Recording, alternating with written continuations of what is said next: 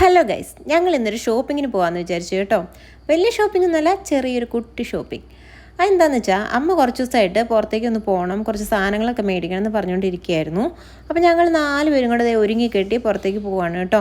ചാച്ചനെ കൊണ്ടുപോകുന്നില്ല, കാരണം ചാച്ചന് വയ്യ. ചാച്ചൻ ചെറിയൊരു ആൻജിയോപ്ലാസ്റ്റി ഒക്കെ കഴിഞ്ഞിരിക്കുകയാണ്. അതുകൊണ്ട് ഒരുപാട് ദൂരം നടക്കരുത് എന്ന് ഡോക്ടർ പറഞ്ഞിട്ടുണ്ട്. പിന്നെ ചാച്ചന് ഒട്ടും ഇൻട്രസ്റ്റ് ഇല്ലാത്തൊരു ഏരിയയാണ് ഈ ഷോപ്പിംഗ് എന്ന് പറയുന്നത്. പിന്നെ അമ്മയുടെ മുമ്പിൽ കൂടെയുള്ള റോഡ് ഏതാ പറയുക, തൃശ്ശൂർ കോഴിക്കോട് പോകുന്ന റോഡിലെ അത് പൊളിഞ്ഞ് കിടക്കുകയാണ്, പൊളിച്ചിട്ടിരിക്കുകയാണ്, റോഡ് പണി നടക്കുകയാണ്. അതുകൊണ്ട് മനോട്ടിന് ഏതൊക്കെയോ ഊട് വഴി കൂടെ ഞങ്ങളെ കൊണ്ടുപോയി അവസാനം കല്യാൺ ഹൈപ്പർ മാർക്കറ്റിലെത്തി.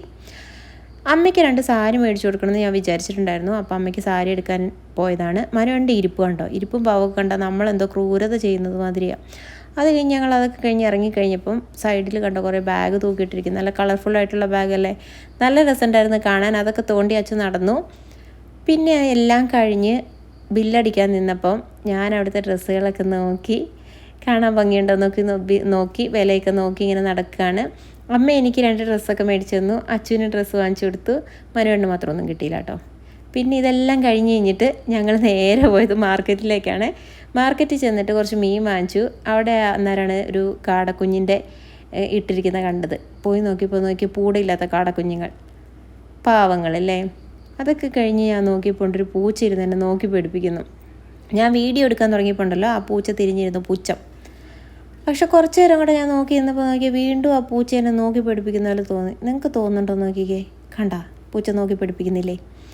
അത് കഴിഞ്ഞ് ഇതെല്ലാം കഴിഞ്ഞ് മടുത്ത് കഴിഞ്ഞപ്പം ഞങ്ങൾ പുഴയ്ക്കിലെത്തുന്നതിന് മുന്നേ ഒരു ടീ ഷോപ്പുണ്ട്, ടീ കടയിൽ. അവിടെ കയറി നല്ല ചായ കുടിച്ചു. കുഴപ്പമില്ലാത്ത ചായയാണ് അവിടുത്തെ കേട്ടോ, നല്ല ചായയാണ്. ചായ മാത്രമല്ല, വരുന്നുണ്ട് ബാക്കി സാധനങ്ങൾ, അതിനുള്ള വെയിറ്റിംഗാണിത്. ചായയിൽ തുടങ്ങി. പിന്നെ ഞങ്ങൾ പാനിപ്പൂരി കഴിച്ചു, ദഹിപ്പൂരി കഴിച്ചു, പാവ് ബജി കഴിച്ചു. അടിപൊളിയാണ് കേട്ടോ. എനിക്ക് ഇങ്ങനത്തെ സാധനങ്ങളൊക്കെ ഭയങ്കര ഇഷ്ടമാണ്. നോക്കിക്കേ, കാണാൻ നല്ല രസമില്ലേ. ഇതൊക്കെ കാണുമ്പോൾ ആർക്കൊക്കെ കൊതി വരുന്നുണ്ട്, ആരൊക്കെ കൊതി തോന്നി അവരൊക്കെ ഒന്ന് കമൻറ്റ് ഇട്ടോളൂ കേട്ടോ. നോക്കിയേ, ദഹിപ്പൂരി നല്ല രസമുണ്ടായിരുന്നു, അത്യാവശ്യം കുഴപ്പമില്ലാത്ത ഫ്ലേവറൊക്കെ ഉണ്ടായിരുന്നു കേട്ടോ. പക്ഷെ നമ്മൾ ഈ തമിഴ്നാട്, കർണാടക അവിടെ നിന്നൊന്നും കഴിക്കുന്ന ആ ഒരു ഫ്ലേവർ നമുക്ക് കിട്ടില്ല, ആ ഒരു ടേസ്റ്റ് ഉണ്ടാവില്ല. എന്നാലും അത്യാവശ്യം അടിപൊളിയാണ് ഇവിടുത്തെ സാധനങ്ങളിലൊക്കെ. അങ്ങനെ ആസ്വദിച്ച് അതൊക്കെ കഴിച്ച് അമ്മ ആദ്യമായിട്ടാണ് അത് കഴിക്കുന്നത്, ദഹിപ്പൂരി കഴിക്കുന്നത് ആദ്യമായിട്ടാണെന്ന് പറഞ്ഞു. വീട്ടിലെത്തിയിട്ട് നോക്കുമ്പോൾ ഉണ്ടല്ലോ, ചാച്ചൻ പൂത്തിരി കത്തിച്ചത് മാതിരി ലൈറ്റ് ഇട്ട് വെച്ചിട്ടുണ്ട്.